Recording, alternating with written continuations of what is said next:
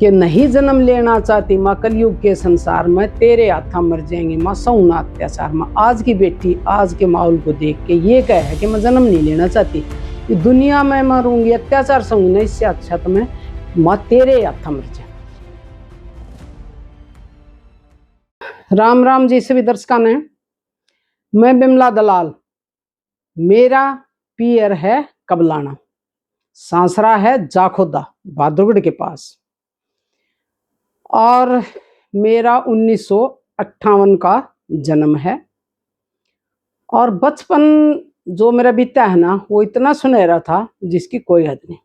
प्रकृति की गोद में बिल्कुल बिल्कुल प्रकृति के टच में रहे। प्राकृतिक चीजों का खाना, एकदम से डायरेक्ट निम्बोड़ी खाना, बरमंटी खाना, गुल्लर खाना, ये वो चने खाया करते, टाट खा, मतलब बहुत ही स्वस्थ रहा करते। कदे बीमारी का हमने यूं नहीं पता किसा सर में दर्द, किसा बुखार, किसा क्या हुआ, बिल्कुल स्वस्थ रहा, खेल लिया करते खूब और मौज रहा करते। 6 साल के स्कूल में भेज दिए, जब तक कि मेरा अच्छी तरह से याद है। हम तो भाई जाया करते ना, तो न्यू कह दिया करके ले या लाकड़ी ले जाओ स्कूल में धर ले, वैसे अनजोड़ में घेर दिया, हम काट लिया वैसे अनजोड़ में घेर के लाकड़ी कूण में लाकर स्कूल में चले जाया करते।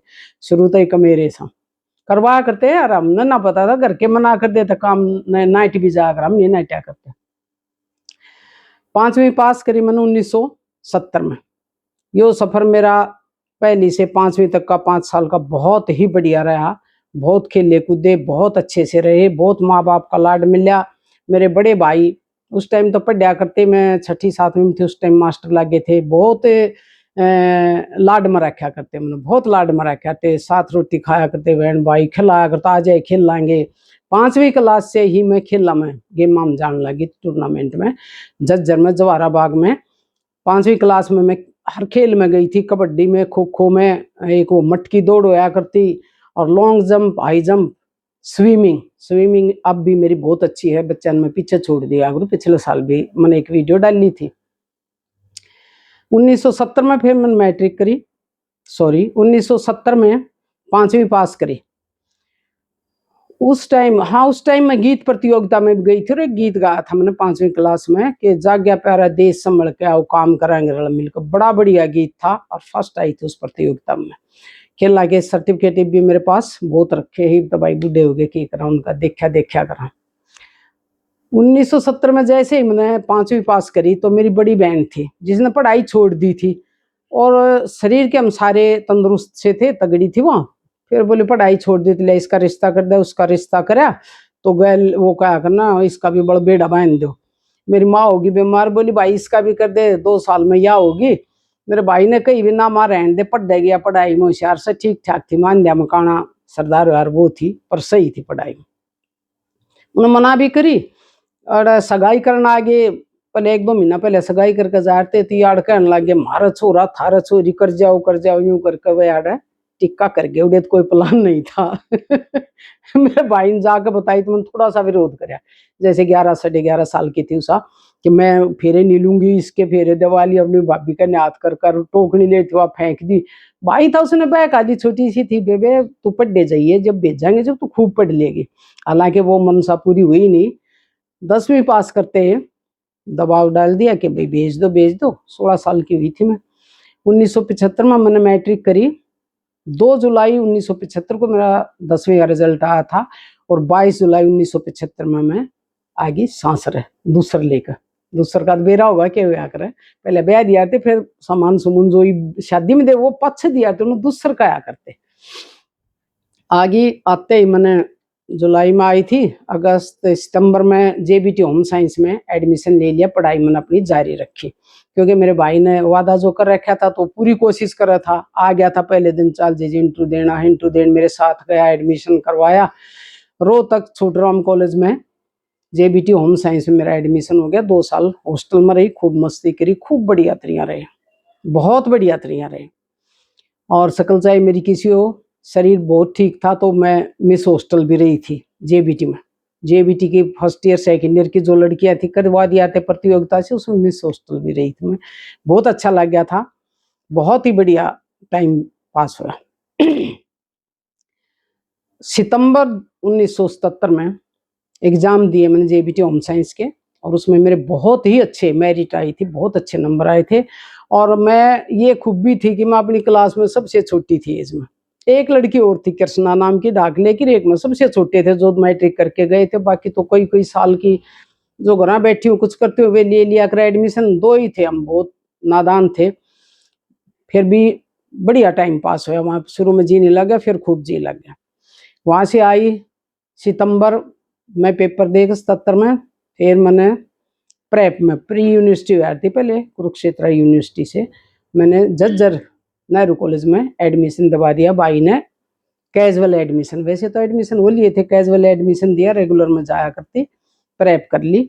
उसके बाद वेस्ट कॉलेज बहादुरगढ़ में बीए फर्स्ट ईयर में एडमिशन ले लिया। यहीं से मैंने बीए करी, यहीं से बीएड करी इसी कॉलेज से। गांव के काफी बहुत लड़के लड़की जाया करते, लड़के भी जाया करते, लड़की भी जाया करती। 8-10 मेरे साथ सगी मेरी ननद भी जाया करती। अड़ोस की पड़ोस की दूर के 18-20 बच्चे जाया करते। बड़ा झुंड सा बैठ जाया करता जाकर स्टैंड पे। बस बहुत कम आया करती, जैसे आम थे लटक पटक कर चले जाते। आते टाइम कई बार ऐसा होता, जाते टाइम रेल में चले जाते, आते टाइम बस में आमते। और बस एक दो मिस हो जाती ना तो पैदल भी कई बार आ रहे हैं, ला कर काख में किताबा न हाथ में लेकर और आ जाते। कोई वो ना लग गया करता भाई पैदल चले तो ना चलते, हम तो खूब चल लिया करते, खूब मस्ती में बतलामते आमते और आ जाया करते। जब मैं बीए सेकंड ईयर में हुई, 2-3 महीने के बाद प्रेग्नेंट होगी, बड़ा बेटा था गर्भ में। लेकिन मैं रेगुलर गई। उस टाइम थोड़ी सी दिक्कत आई, दिक्कत आने जाने की, और तो कोई नहीं। मैं हमने कभी भाई वो टिटनेस का इंजेक्शन तक लगवा तो भी भाई ने कह दी थी, वो थोड़ा फॉरवर्ड था। ये मेरे हस्बैंड लग गए थे फौज में, ये थे नहीं, तो उनका ही बहन जी टिटनेस का इंजेक्शन जरूरी वो लगवाया था ना। हमने कितना डॉक्टर नहीं दिखाया कि है कि ना कोई गोली ना दवाई ना इंजेक्शन कुछ नहीं। डेली कॉलेज में जाया करती। 8वां महीना खत्म हुआ, उस टाइम तक मैं कॉलेज में जा रही। फिर हम मार्च में हो गए फ्री, 1 महीना घर पढ़े। अप्रैल में पेपर थे, 20 अप्रैल को मेरे पेपर खत्म हुए थे और 27 अप्रैल को बड़ा बेटा हो गया था। और बहुत ही स्वस्थ था, 4.5 किलो का। यूँ नहीं कि भाई खूब मस्ती से जाया करते आया करते, कोई दिक्कत नहीं थी। पेपर दिया करती, थोड़ी 3 घंटे बैठती तो भाई मेरा यहाँ से तो ये लेकर जाते, भाई वहां से आ जाते मेरे मायके से। डेली कदे कोई बात हो जाता, कॉलेज आगे बैठा रहा था, जब हम आ जाते तो जाया करता। और मैं है ना पेपर देने भाई कदे लेट हो जाए, 2 बजे पेपर आ था, बस आ गई शायद था, साइकिल पे बैठ के पीछे जाते, मैं देर ले जाते पाछा साइकिल पे कैरियल जो है बैठ कर जाया करती। 9वां महीना था, कोई दिक्कत नहीं हुआ करती, बिल्कुल भी स्वस्थ थी एकदम से। 27 अप्रैल को पेपर खत्म होने के बाद बड़ा बेटा हो गया। 2 महीने के बाद रिजल्ट आ गया तो फिर जाना, पास होगी। अच्छे नंबर आए, बहुत अच्छे नंबर आए। हिस्ट्री में मेरे सबसे ज्यादा नंबर थे। पॉलिटिकल हिस्ट्री और पॉलिटिकल साइंस ले रखी थी उस साल से, हिस्ट्री में मेरे सबसे ज्यादा नंबर थे जब मैं प्रेग्नेंट थी। बीए फाइनल में जब गई तो 2-2.5 महीने के बच्चे को जब छोड़ कर गई ना, जब 3-4 महीने बहुत परेशानी हुई। घर काम भी करना पड़ा करता, सुबह पानी लिया कर जाया करते, टोकनी 4-5 टोकनी पानी लिया जाते, क्योंकि दूर पानी था, अपने हिस्से का लेना पड़ा करता। गोबर गिर का करते, फिर अपना रोटी रोटी खा कर चले जाते। शाम में भी फिर खाना बनाना, भाई बर्तन साफ करना, ये काम भी हुआ था, बच्चा भी संभालना हुआ करता, पढ़ा भी करती। पर फिर भी जब इतना महसूस ना हुआ था, आज सोच कर नहीं सोचा कि स्त्रियां करें, आराम से कर लिया, कोई दिक्कत नहीं थी। ये जा रहे थे फौज में, परिवार में रहा करती। तो जब कॉलेज में जाने लगी ना तो बहुत दिक्कत आई। छोटा बच्चा था, दूध पिया करता, जाती कपड़े खराब हो जाते दूध से, और बस यूं सोचती कि चल लूं।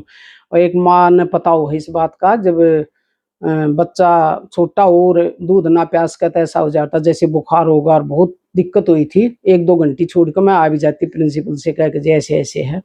काफी दिन तक ये रहा। फिर 2-3 महीने के बाद थोड़ी सी हैबिचुअल सी होगी, जब थोड़ी सी दिक्कत मेरे को महसूस हुई थी। दुख आया करता, भाई बच्चा घर दूध पीता होगा, यहाँ इस तरह हो रहा है। बाकी कोई परेशानी नहीं हुई।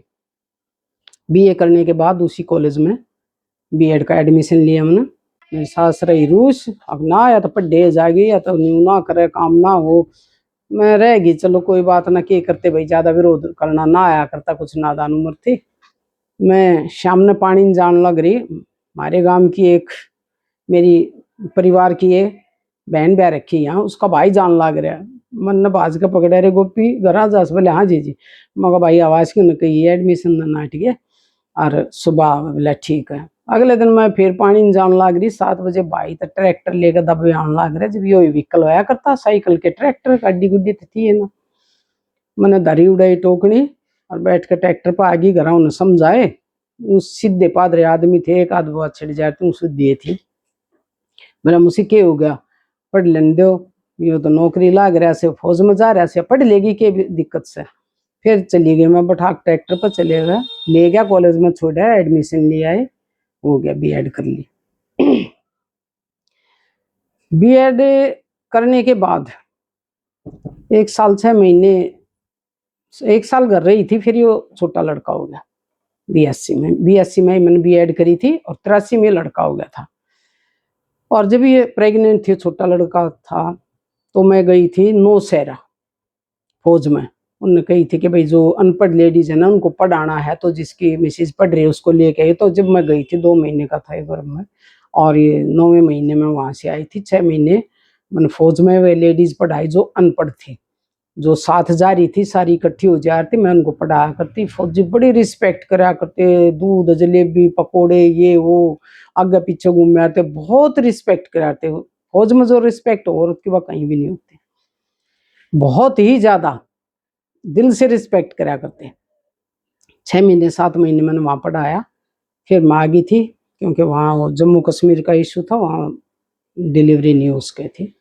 जब ये 1 साल का था तो बिन्नागुड़ी बदली हो रही थी इनके पापा की।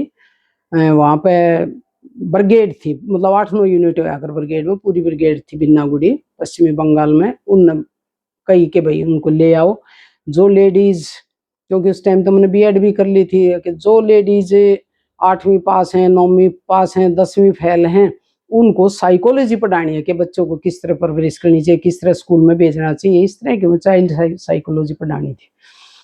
तो मैं चली गई, 1 साल रुक के वहाँ ब्रिगेड में। 4-5 किलोमीटर अच्छा एरिया था, उसमें दूर जाती तो गाड़ी भेज देते, गाड़ी में छोड़ जाते और इनकी स्पेशल छुट्टी करते, क्योंकि छोटा लड़का 1 साल का था, इनको रखने के लिए इसकी कोई ड्यूटी नहीं लग गया करती, भाई वो घर रहेगा, क्योंकि उनकी मिसेज वहाँ जाए। 600-700 रुपये कुछ दिया करते महीने के, एक पीरियड लिया करती मैं। एक दिन हम बैठे थे, बोले मैडम एक बात पूछो। मैं पूछ लो भाई, क्या मैं पूछ लो। बोले भाई साहब मैट्रिक करके सिपाही तो भर्ती हो कांस्टेबल से, आप इतने पढ़े लिखे हो, ये कैसे आपके किसी गरीब परिवार से हो? मैं भाई गरीब परिवार तो बिल्कुल नहीं, ना कोई रीजन, बस बड़ी बहन के साथ अर्ली मैरिज हो गई थी और कोई दिक्कत नहीं है। पर बोले आप सही एडजस्ट हो रहे हैं भाई, हम तो इसे हमारे घर के जिस कुत्ते को बांध दे उनको तीना पड़ा न्यू बैठे रहेंगे कैचा ही कौन है उन्हें बहुत दास कदे कमजोर हो पाट जाना। तो हमने अपना सामंजस्य ठीक बैठाया, विचार तो कम मिल लिया करें। एक एजुकेशन के कारण कुछ हमारे परिवार में बहुत, हम सारे बहन भाई तेज से, हर चीज के शौकीन से, बोलचाल में ठीक, चाहे कोई अनपढ़ है, एक भाई एक दो भाई वो भी बहुत बढ़िया नकल मार देंगे कि मौका देंगे, बोलचाल में सारे ठीक है, ये शरीफ प्रवृत्ति के हैं। तो लेकिन सामंजस्य हमने अपना बैठाया ही साका देना हो, लड़ पड़े कोई वो घर के आओ सही न कहाँ सा ना कोई वो नहीं, तो मियाँ बीबी कुछ होती रहा करे, सीधे पादरे आदमी, छोटे जमींदार, अपना सही गुजारा कर रहे थे। चारों भाई सरकारी नौकरी पर थे, कोई दिक्कत नहीं थी। फिर वहां से आगे मेरे पिताजी एक्सपायर हो गए थे, फिर मैं 1 साल के बाद वहां से आगे। हाँ मैंने वहां पे जब वो सैलरी देने की बात आई तो मैंने कहा कि नहीं मैं सैलरी नहीं लूंगी, मैंने पढ़ा दिया अपनी मर्जी से, कोई दिक्कत नहीं है। तो वो बहुत ही इम्प्रेस हुए थे इस बात से। उन्होंने वो उनका जो सीईओ था उसने पूरी यूनिट को इकट्ठा करके नाम लेके बताया कि उनकी मिसेज बिमला इस तरह से, उन्होंने देखो सैलरी नहीं ली, हमने नहीं पता था। आज भी हमारे हिंदुस्तान में इस तरह की लेडीज हैं, इतनी त्याग की भावना है, पैसे पैसे दे लेंगे उसमें तो कोई भी वो ना करता समझौता, पर उन्होंने बिल्कुल मना कर दिया। मैंने कहा कि मेरी जो सैलरी है उससे कुछ भी ला के यूनिट में रख दो आप, मैं सैलरी नहीं लूंगी। सीईओ के मैम साहब स्पेशल मिलने आई और बहुत ही खुश हुए, बहुत प्रभावित हुए इस बात से, बहुत रिस्पेक्ट कराते। जैसे ही मैंने कहा कि जब छुट्टी बिल्कुल बंद थी, मेरे पिताजी एक्सपायर हो गए थे, मैंने कहा जी ऐसे ऐसे मेरे पिताजी एक्सपायर हो गए, मेरे को जाना पड़ेगा जरूर। उसी टाइम टिकट करवा दी थी, भेज दिए थे, कोई बात नहीं। बहुत अच्छा लगा था वहां पर भी फौज में जाकर, बहुत बढ़िया। वहां से आने के बाद 1 साल 6 महीने के बाद मेरे दिमाग में आई, नहीं 1 साल के नहीं, 2 3 4 साल के बाद मेरे दिमाग में आई क्यों ना भाई स्कूल खोल लिया जा। नौकरी लग गई तो बहुत दूर लग गई थी, सिरसा में, मेवात में, और साथ जाने वाला कोई था नहीं। मेरी माँ बहुत बड़ी हो गई थी, यहाँ जिम्मेवारी थी मेरी सास की। बच्चे बहादुरगढ़ पढ़ने जाने लग गए, तो हम सोचे भाई चलो अपना स्कूल खोल लें। भाई ने कही बहन जी अपना स्कूल खोल ले, बनवा देंगे। फरवरी में दिमाग में आई थी, 3 4 फरवरी ने भाई ट्रैक्टर भर का मजदूर और मिस्त्री लाकर छूट गया, और बोला भाई 2 महीने में स्कूल तैयार होना चाहिए। 400 450 गज का प्लॉट हमारा उस समय 2 महीने में तैयार हो गया था। 7 अप्रैल में, उसी साल में 7 अप्रैल में मैंने स्कूल शुरू कर दिया था। बहुत कोऑपरेट करा भाई ने हर उसमें, भाई कोई भी सामान लाना, ईंट लाना, काट पत्थर लाना, पैसे की भी सहायता करी थी। जैसे उसने मतलब जल्दी शादी कर दी थी, वो लाना तारना ताई खूब नहीं रहा करता कि वो थोड़ा उलाना उतर जाए हमला का। हालांकि कोई ना पढ़ ली थी, लेकिन वह बात नहीं बनी जो एक फ्री माइंड से पढ़ रहे हैं। एक तो ससुराल माना, काम की भी जिम्मेवारी हो है। जो थोड़े अनपढ़ आदमी वो इतनी वो नहीं समझते कि भाई इसको टाइम देना चाहिए, कम समझे हैं। थोड़ा विरोध करना पड़ा है, विरोध सहना पड़ा है कि भाई यो घूंघट ना निकालती, न्यू ना निकालती। जैसे आए आए तो 1 साल तक मैंने अपने हस्बैंड तो घूंघट निकाला था, अपनी सासू और वह आ जाते हैं उनके सामने। फिर मैंने खोल दिया तो थोड़ा विरोध सा होया था, क्या करें। फिर आदत पड़ गई, उन्होंने कुछ नहीं कही। तो स्कूल खोल लिया। 3 4 साल के बाद बीएड जिन्होंने कर रखी थी उनको जेबीटी पोस्ट पर लगाए थे सिरसा में। नंबर मतलब फार्म भर रखा था, इंटरव्यू देने नहीं गई मैं। एक मास्टर जी थे वो गए थे, वो लग गए थे, रिटायर भी हो लिए, लेकिन मैं किन्हीं कारणों से नहीं गई। किन्हीं कारणों से कि बच्चे यहाँ पढ़ रहे थे, वहां पर कोई नजदीक स्कूल नहीं था। मैंने सोची कोई नहीं तो चल रहा है, इसलिए अपना स्कूल चलाती रही। जैसा भी चल काफी दिन तक बहुत बढ़िया चल, बहुत बढ़िया स्टाफ हुआ था, गांव के बच्चे हुए थे, बाहर के बच्चे में व्हीकल वगैरह नहीं रखा था क्योंकि अपना जितना कर सकूं थी उतना ही कराया था। फिर इसमें परमिशन लेटर लेना होगा, उसमें नई वो जुड़गी के जो भी स्कूल खोले, चाहे प्राइमरी स्कूल हो चाहे कुछ भी हो, उसमें 1800 गज का प्ले ग्राउंड पास में ही चाहिए, जो मैं उपलब्ध नहीं करा सकी। दूर था खेत में तो उसमें मना कर दी। कुछ झील में आ गया था, काफी पुराना हो गया था, रोड उठ गया था, हमने तोड़ फोड़ के उसमें किराए के बना दिए, छोड़ दिया था स्कूल। कई साल हो गए। फिर ये लड़के बड़े हो गए, थोड़े दिन रेस्ट करा। बड़े लड़के की शादी करी, 21 साल की कर दी थी। शरीर से तगड़ा था, 21 साल की शादी हो गई थी। और 22 23 23 साल का हो गया इतना, बेटी का बाप हो गया था, वह बिल्कुल बयान लायक हो रही है तगड़ी। वो ऐसे ही 45 साल का। उसकी शादी कर दी। 2 साल 3 साल के बाद दूसरे बेटे की शादी कर दी। कोई जरूरत महसूस नहीं हुई कुछ काम कुम करने की। फिर नहीं, मेरा जी सा लग गया। थोड़ा बहुत मैं प्रॉपर्टी वगैरह का काम भी कर लिया थी, घर बैठी के करूंगी, चली जाती दिल्ली में, भाई हरियाणा में किले प्लॉट ये वो। एक दूर से क्या उनके बच्चे पढ़ा करते, मारा उनका आना जाना, वो देवर था वो चला जाता साथ गाड़ी लेकर। हमने काम करे 2 4 साल, कोई खास वो रिस्पॉन्स उसमें नहीं मिला। तो मैंने सोचा चलो कोई नहीं, छोड़ो। अब उसमें स्कूल में किराए के बना दिए, और मैंने सोचा चलो एनजीओ शुरू कर लेती हूँ। कमा धमा बहुत लिया और मैंने एनजीओ शुरू कर दिया, एजुकेशनल, जिसमें मैं पढ़ाई भी करती और उनको खाना भी फ्री दिया करती। किताब कॉपी पेंसिल ड्रेस व्रेस, कुछ बहनें आ जाया करती, एक जर्सी बांट गई थी, कोई कॉपी ले आती कोई पेंसिल ले आती। स्कूल ना होते ज़्यादा मेरा कॉन्टेक्ट था, तो कॉपी पेंसिल कुछ ना कुछ दे दिया करते, और ड्रेस वगैरह भी बाकी मैं करती अपने आप। फिर वही प्रॉब्लम आ गई कि प्ले ग्राउंड नहीं है। पहले एनजीओ के लिए ऐसा कोई वो नहीं था कानून। तो आए एक दिन डिपार्टमेंट वाले, एजुकेशन डिपार्टमेंट वाले के जी प्ले ग्राउंड चाहिए, ये चाहिए वो चाहिए। मैं बीओ से मिली, वो कहने लगे जी कोई बात ना, आप इन वैसे ओरल शिक्षा दे दो, जैसे खाना लेना और खाना दो आप इनको, ओरल शिक्षा दो। खाना बहुत जरूरी है इनके लिए, क्योंकि यहाँ बाहर के आदमी बहुत ज्यादा रहे, हर एक स्टेट के, उत्तराखंड के, यूपी के, बिहार के, राजस्थान के। यहाँ पर फुटवियर पार्क है, इस गांव की जमीन बिक रही है उसमें, और यहाँ कम से कम 1.5-2 लाख बाहर के आदमी रहे हैं। जो हमने अभी अपना मकान किराए पे दे रखा है, 2 कमरे रख रखे, एक ऑफिस और एक रसोई किचन, उसमें खाना बनाया करा। खाना बनाने वाली लगा रखी है, टीचर हटा दी, फिर मैंने क्लासेस बंद कर दी छुट्टियों के बाद, क्योंकि भाई वो नहीं करवा पाए हम। प्लेग्राउंड उपलब्ध। तो अब मैं एनजीओ चला रही हूँ।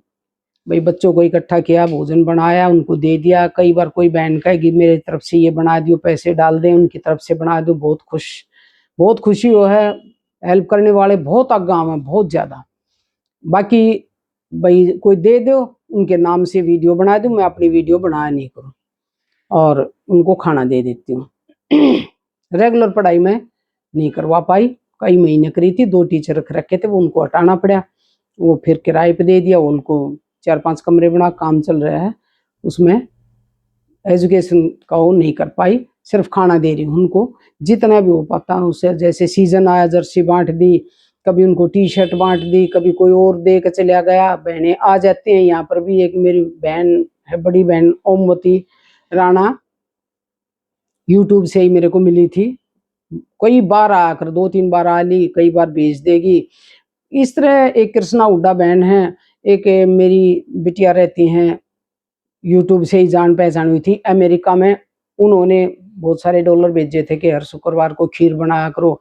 तो इस तरह से बहुत सहायता हो जाती है। मेहनत मैं खुद कर लेती हूँ, उनको इकट्ठा करना, बांटना, ये करना, वो खाने वाले को सैलरी देना, ये मैं खुद मैनेज कर लेती हूँ। अब ये चल रहा है।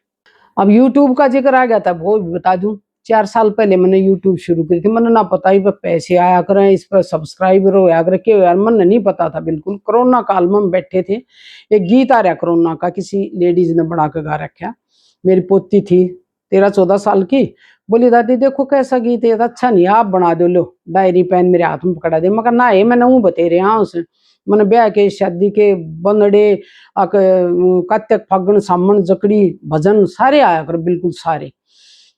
बोले आपने आवा है वो छोड़ो, आप बनाओ। मैंने कोरोना का बहुत बढ़िया गीत बना, उससे बैठी बैठी लिखा। चीन बेईमान तेरा कित गया ध्यान, तन करी न पहचान छाई कोरोना बीमारी रे। मैंने लिख कर डायरी में और यूं करके मैं गाने लग रही, उसने वीडियो बना दी और बड़े बेटे ने चैनल बनाकर उस पर यूं का यूं डाल दिया। बोले आगे कदे संगीतकार बनोगे ना तो न्यू कहेंगे दे सा गाया करती मेरी मम्मी। और अब टप सा गा रखा न्यू, देख देख कर कुर्सी पे बैठी बैठी ने इन चैनल बना दिया। फिर उसके बाद कोरोना पर मैंने कई गीत लिखे, बेटियों पे बहुत गीत लिखे।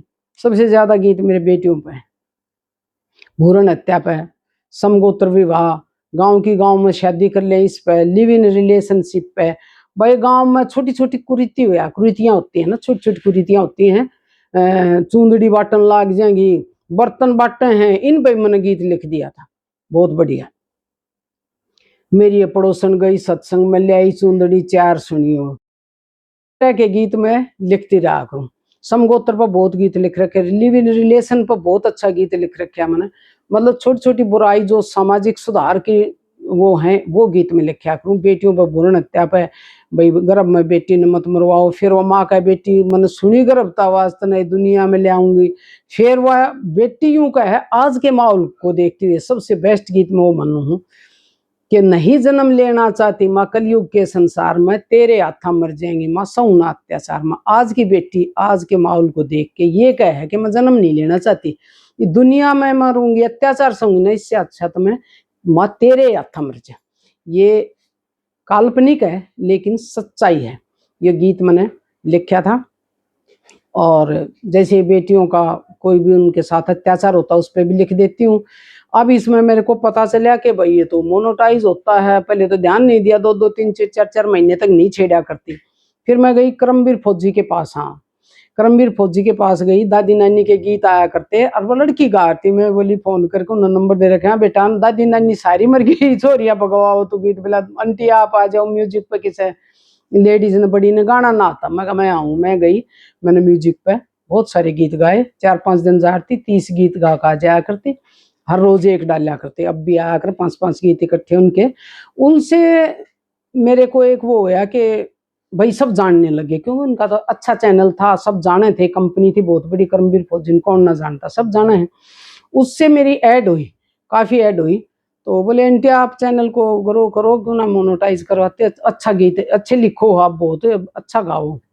फिर मैंने थोड़ा ध्यान दिया तो 1 महीने में मोनेटाइज हो गया। भाई अच्छी सैलरी इनकम सी आने लग गई। फिर और भी ज्यादा इंटरेस्ट सा हो गया। अब जो भी आओ उसने अपने बच्चे हम लगा दिए एनजीओ क्या में, और कोई मैंने कुछ करना नहीं, बालक अपने आप करो खाओ भाई, ना लेना ना देना, मगन रहना। आम वो उन मला दू कुछ कर दे भानसा है था, मौज हो रही है, कति सही मजा आ रहा है। और इसमें चैनल है मेरा बिमला दलाल के नाम से, 46,000 समथिंग सब्सक्राइबर हो रहे हैं। बहुत ही प्यार मन इससे मिल रहा है, बहुत प्यार मिल रहा है। ऐसी ऐसी बहनें टीचर हैं, एक है कृष्णा उड्डा है, एक मैं राणा बता रही थी, ओमवती राणा है, कमला गुलिया है, एक बिमला दलाल है, दलाल नहीं छोरी, कई बड़ी बहनें तो इसी है, राजवंती है, लावत है, बहुत बहन इसी हैं, बहुत प्यार दे। अगर मैं थोड़ी सी भी दुखी हो जाए तो रोटी भी नहीं खा, कई बार कोई कर दे हरकत और मैं यूं कह दे देखो ऐसे कर रखा था, तो बहुत दुखी हो जाए। मतलब वो प्यार जो है ना, वो किसी मेरे को किसी अपने से भी नहीं मिला। वो बहन तो मेरे लिए इतना मेरे सामने रखा है, कोलाज बनवा के लाई, वो मोती बहन थी, इतना बड़ा मेरे फोटो लगा लगा के आके अपनी बहन के लिए गिफ्ट लेके आई हूँ। बहुत प्यार कर रहे हैं, बहुत ज्यादा। और ऐसे ऐसे कमेंट भेज दें कि मूड खराब हो तो मैं तुम कमेंट आना पढ़ लो, बड़ी खुश हो जाए। ये मेरा सबसे मेन जो बात है ना, वो ये है कि यूट्यूब से, यूट्यूब फैमिली से जो मुझे प्यार मिला है ना, वो उसने सारे प्यार बुला दिए। कुछ तो भाई जैसे भी हम बड़े हो हैं, रिश्ते थोड़े दूरी पकड़ ले हैं, बच्चे अपना काम कर रहे हैं, भाण भाई थे वो भी भाई बड़े बड़े हो गए, अपने परिवार में उलझ रहे हैं, फिर भी बहुत अच्छा प्यार प्रेम है हमारा। 7 बहन भाई हैं, सातों ठीक ठाक हैं। बड़ी बहन 84-85 साल की है, बिल्कुल ठीक है, और वो अनपढ़ है। मैं उसकी शादी के बाद मेरा जन्म हुआ था, आज उसका कम से कम 1,500-2 हजार गीत भजन बनड़े बनड़ी सामण के फागुन के सारे गीत आवे। हालांकि उसको ए भी लिखना नहीं आता, लेकिन दिमाग के अंदर फीड है उसको। अब भी जाकर यूं कह दूंगा ना ये प्रेम वो गीत बताइए, चाहे वो 60 साल पुराना हो, तो जब लय बुल ना राकड़े बुल ना, जब बता देगी। मेरे साथ उसने कई गीत गा भी रखे हैं, अकड़ी जकड़ी भी कह रखी बहुत अच्छी। तो ये यूट्यूब फैमिली जो है ना, उससे मैं इतनी प्रभावित हूँ, बहुत ज्यादा। कमेंट का रिप्लाई, हर एक कमेंट का रिप्लाई देती हूँ मैं, मजा आओ मैंने। कहीं ना कहीं ना आँख खराब हो जाएंगी, उम्र ज्यादा होगी, 66 साल की होगी, रिप्लाई मत करे और मेरा जी ना लगता। कोई आगे तो भेजा है तो मैं जरूर भेजूंगी। कई बार तो ये होगा कि 1 लाइन का कमेंट भेज रहा है क्या, तो मैं 3-4 लाइन का भेज दिया करूँ जब तक वो संतुष्ट, मेरे को संतुष्टि नहीं होती, उसका सही रिप्लाई नहीं कर लेती। नेगेटिव कमेंट आ जाते एक बार, थोड़ा सा एक आधा आ जाया करे, कोई किसी के ऊपर, जिस तरह निक्की का मैंने एक फैसला वैसला करवाया था, पहले वो खुश होगी, फिर बोली मैं ना मानती, तो उस पर एक आधी दे दिया कर जो उसकी फ्रेंड व्रेंड है, तो कोई बात को नहीं इग्नोर करने लगी। मैं वैसे मैं अपने गीत गात गाऊं लिखूं, तो उन पर नेगेटिव कमेंट नहीं आया कर। 5-5 गीत इकट्ठे गा दूं भाई, ब्याह शादी के सारे गा दिए, लड़के के टिक्के से लेकर शादी बहू उतारण तक सारे गीत गा दिए, खोड़िया एक जगह गा दिया, 5 भात एक जगह गा दिया। मतलब इनमें मैं इतनी बिजी रहूं हूँ, भगवान की दात शायद नहीं समझता हूँ, आज तक को कोई ऐसी बीमारी नहीं है, इतनी उम्र होगी।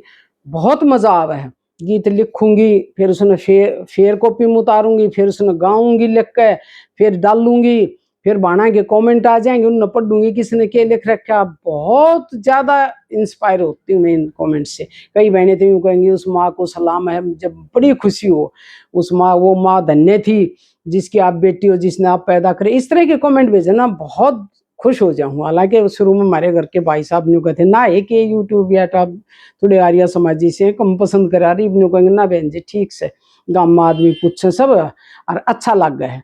तो अब मेरी लाइफ में सबसे ज्यादा इम्पोर्टेंस है यूट्यूब की, यूट्यूब फैमिली की।